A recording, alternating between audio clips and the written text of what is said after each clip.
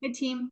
I'm sending this, I'm making this video in order to help you get the information regarding our new reorg that's happening, that's going to be starting on next Monday.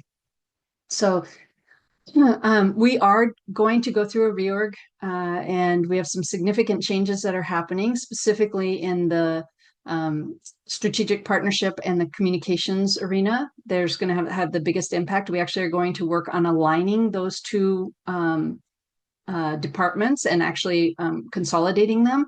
So now we are creating, well, a whole lot of new positions, but we are creating a new positions for a manager of community relations and a manager of trust partnerships. Sorry, it's manager of community partnerships and manager of trust partnerships.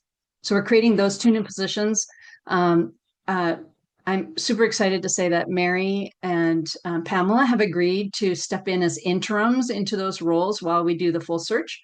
Really excited to have them stepping in and helping with that, and that will start on Monday.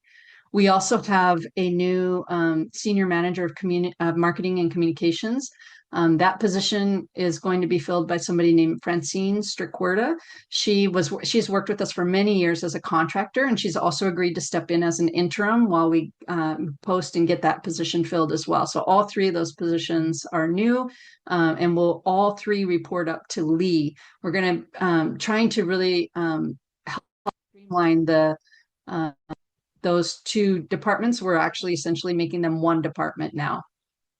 In those same departments, we have a lot of other new positions that we are putting together. So we have some new strategic partnership project managers, some new partner liaisons, a new outreach coordinator, a new events and on-site promotion specialist, etc. So you can see on the org chart, you'll be able to see those positions listed, and that will probably be the best way for you to get an idea of how many and where and all that stuff. So, and see the structure as it's designed.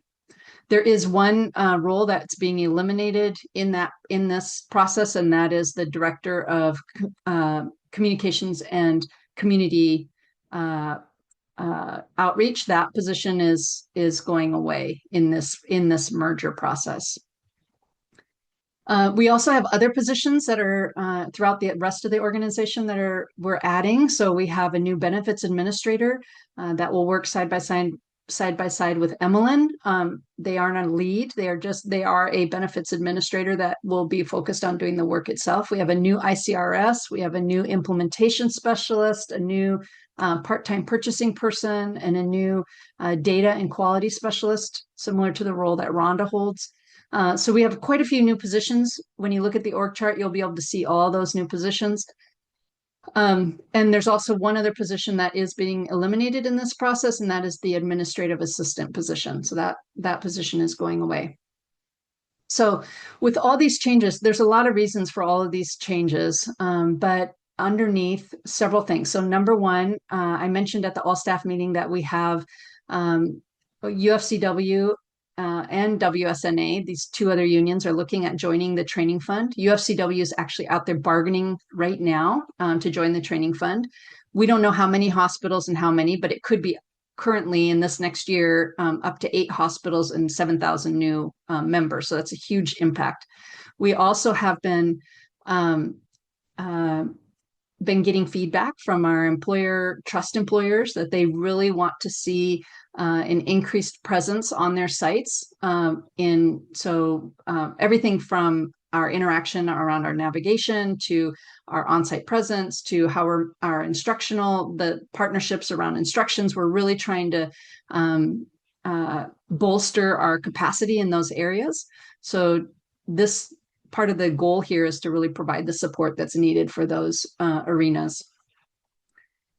We also have, there's a lot of things that are at play here. So I just found out yesterday from the currently at the House and Senate bills that some of the funding that we had originally anticipated is no longer in the funding, and those are more on the instructional side of the House. So some of the funding that we anticipated, that we were hoping nobody would look under all the rocks, they are looking under some of those rocks.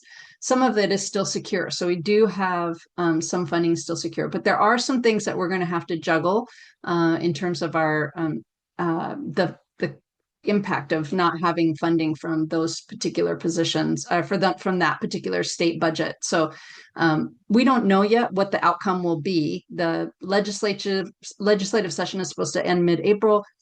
All expectations are that it's going to get extended. So until that happens, we actually don't know what the budget will be coming out of there. But right now it's looking positive that we are going to still continue to get some of the funding overall, but not nearly as much as we got last year. So that will, we also are going to have to adapt as that comes down the pike. So there'll be ongoing, we'll have to continue to adapt based on what's happening. As is always, we just have to keep evolving. But right now, things are overall looking good with the continued increase of new trust employers, but hopefully participating. We just have to do a couple things. Like we have to make sure that we're focusing on data. I'm going to say it again. I said this at the staff meeting, the data. We have to have it. Everybody has to put data in and they have to put it in accurately. And the second piece is that we have to be able to meet our deadlines. And right now we haven't been meeting our deadlines on everything. So when members are requesting, some of their supports, we're not getting them out in the time that we have a commitment to get them out to folks. And so that, of course, causes trouble because people expect to have their supports given to them in the proper time. So there are definitely areas we need to work on, but at the same time, we're also still in good stead. We're moving forward. We're making progress. We're improving every day. I mean, that for me is the most exciting thing when I look at our work, is the improvements that I see from the whole team. I get to hear about how we're improving our processes. We're really making it possible to do things a little more automated in some areas, but in areas where we need to have more personal relationships, that we're trying to dig into those personal relationships. So I just want to say thank you for all that you're doing. Really, every one of you makes up this team and really supports and makes it possible for our folks to get served. So thank you for what you do. Thank you for being here every day. I'm excited about this the new traditions and what we're going to be able to do, hopefully continued growth at the organization. So thank you again. I hope you have a really great day. Take care.